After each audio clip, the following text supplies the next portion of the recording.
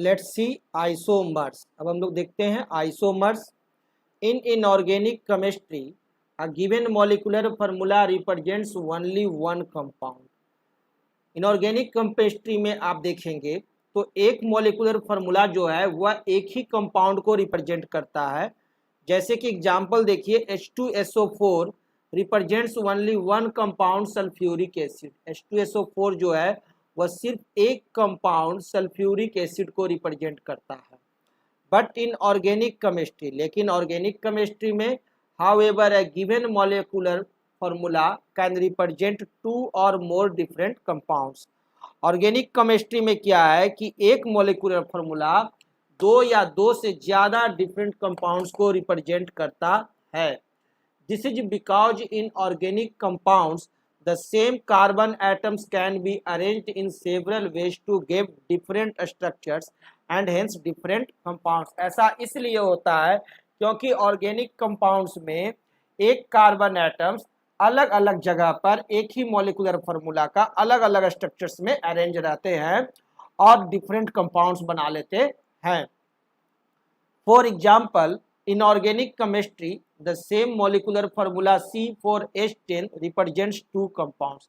जैसे कि एक एग्जांपल देखिए कि C4H10 जो है आपका दो कंपाउंड्स बनाते हैं, एक नॉर्मल ब्यूटेन और दूसरा बनाते हैं isobutane, are joined in two different ways to give two different structures. अब C4H10 क्या है ना, C4 देखिए तो ऐसे सीधे खड़ भी अटैच्ड रहेंगे यानी नॉर्मल बनाएंगे नॉर्मल ब्यूटेन, और एक आपको ब्रांच भी हो सकते हैं और ब्रांच होंगे तो वो बना लेंगे आपके आइसो ब्यूटेन, है ना। तो एक ही मॉलिक्यूलर फार्मूला है लेकिन टू डिफरेंट स्ट्रक्चर्स है। This is the property of isomers, इसे ही हम लोग कहते हैं आइसोमर। देखिए first all four carbon atoms are joined in a continuous straight chain to give the following structures. आप देखिए चारों कार्बन एटम्स जो हैं C4H10 के वो इस तरह से आपको अटैच हो सकते हैं, है ना, एकदम स्ट्रेट चेन में, और वो होंगे नॉर्मल ब्यूटेन C4H10, इस तरह का स्ट्रक्चर होगा नॉर्मल ब्यूटेन का स्ट्रेट चेन। और in the second case the three carbon atoms can put in a straight chain and fourth carbon atom can be joined in the side chain to give another structure.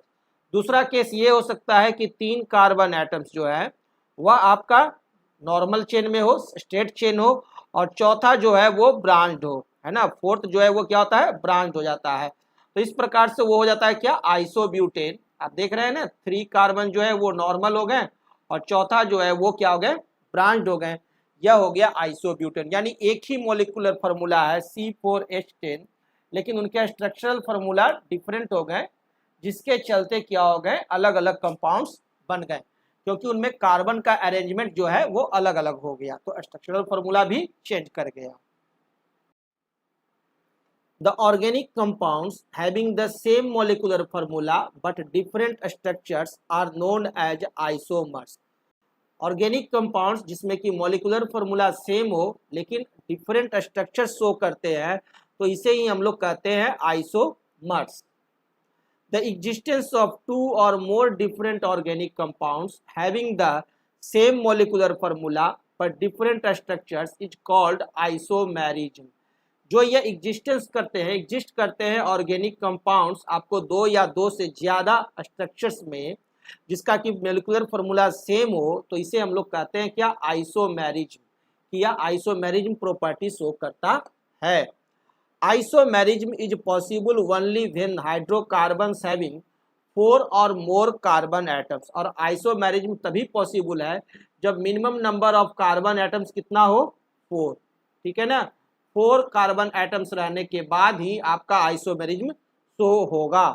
Because only then we can have 2 और more different arrangement of carbon atoms, क्योंकि 4 carbon रहने के बाद ही हमारे पास options आते हैं कि हम उसे दो या दो से ज्यादा different arrangement of carbon atoms में अरेंज कर सकते हैं।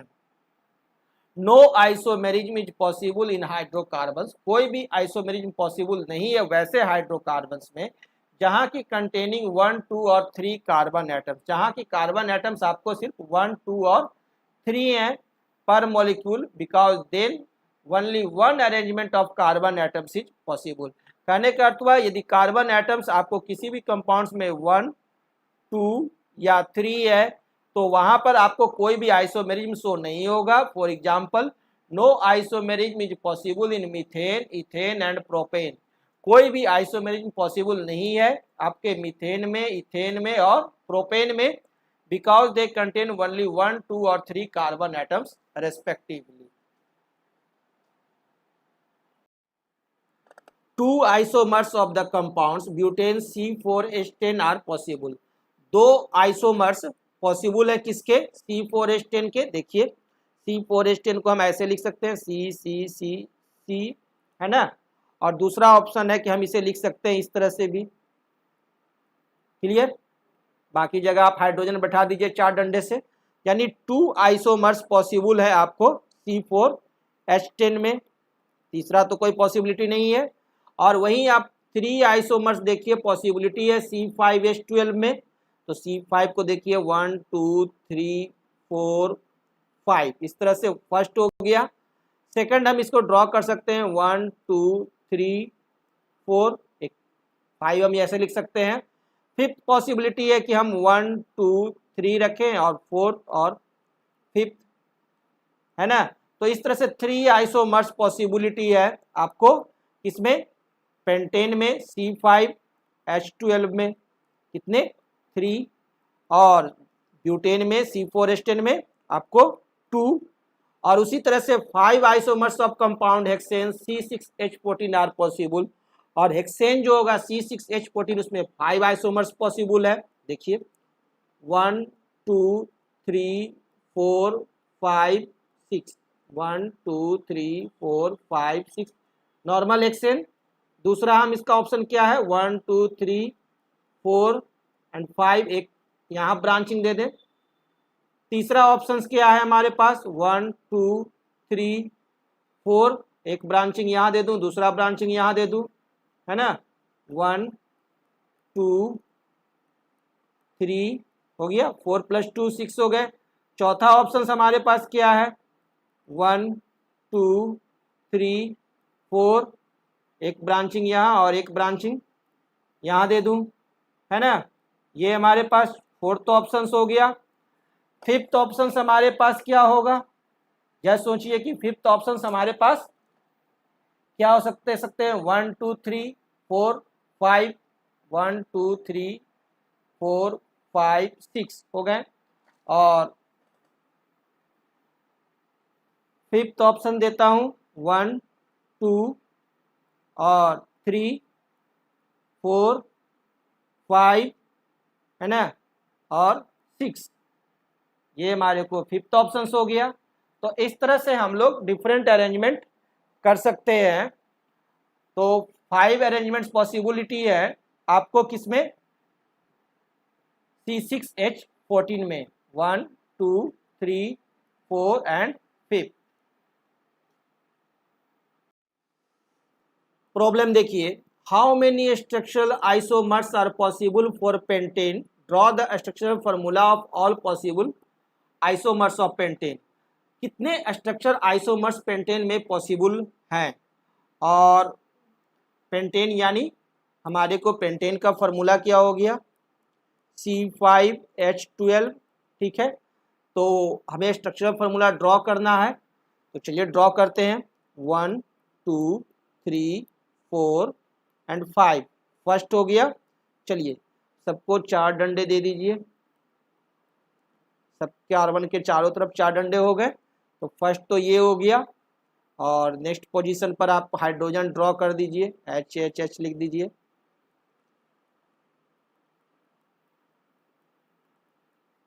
सेकंड हम देते हैं, सेकंड हमारा क्या हो जाएगा 1, 2, 3, 4, और फिफ्थ यहाँ मैं ब्रांच कर दूं, है ना। चलिए सबको 4 डंडे दे दूं, एक डंडा है, 3 डंडा और हो जाएगा। इसको 2 डंडे हैं, 3 डंडे थे, एक डंडा पड़ा, इसको 2 डंडे हैं तो 2 डंडे और, इसे 3 डंडे और, है ना, हो गया। थर्ड हमारे को क्या कर सकते हैं 1, 2, 3, 4 एंड 5, कार्बन कार्बन इस तरह से बैठा दूं, है ना, तो ये भी हो सकता है। चलिए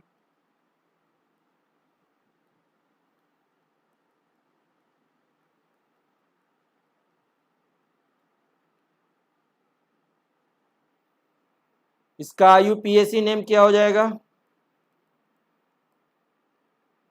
इसका IUPAC नेम हो जाएगा पेंटेन।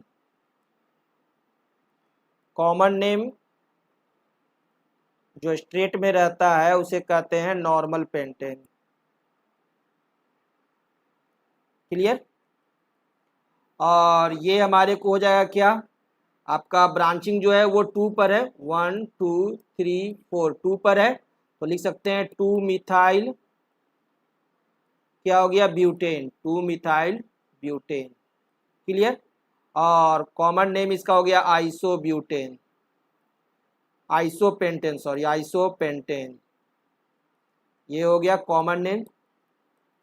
और ये 2 मिथाइल ब्यूटेन हमारा क्या हो गया, IUPAC नेम हो गया।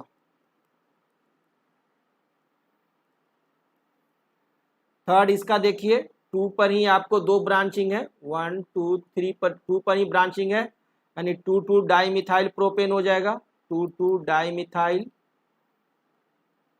प्रोपेन, ये हो गया हमारा IUPAC नेम। और कॉमन नेम हो जाएगा neopentane, neopentane,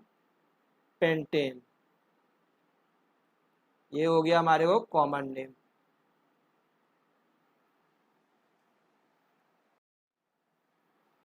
Write the structural formula of any two isomers of hexane other than normal hexane। Normal hexane छोड़ करके यानी स्टेट चेंज छोड़ करके दो हमारे को isomers formula, structural formula draw करना है। So simple. तो हेक्सेन का आपका फार्मूला होता है, मोलिकुलर फार्मूला क्या होता है, C6 होगा H12। तो चलिए 5 हम लोग ब्रांच दे दें, 1 2 3 4 5, 5 पेरेंट ले लिए, 1 2 3 4 5 पेरेंट, एक ब्रांचिंग दे दिए हमारे को, ये हो गया एक तो हो गया। दूसरा हम क्या करूं, 1 2 3 एंड 4 ले लूं और 2 ब्रांचिंग दे दूं, एक 2 पर एक 3 पर, है ना, 1 2 3 4। क्लियर? 1 2 3 4 5। क्लियर है? अब ये हम लोग डंडा दे दें सबको, 4 डंडे पड़ेंगे, 4 डंडे सबको दीजिए, हाइड्रोजन सब साथ जोड़ दीजिए, इसे भी 4 डंडे दीजिए, टोटल 4 डंडे सभी के साथ रहते हैं, ये मालूम है ना, हो गया। अब नाम दे दूं, 2 पर है, 2 पर मिथाइल है, 2 मिथाइल पेंटेन, इसका क्या नाम हो जाएगा, 2 3 di methyl, 2 3 di methyl butane, है ना, पेरेंट कार्बन क्या हो गया, ब्यूटेन हो गया। ठीक है, 4 डंडे सब जगह दे दीजिए।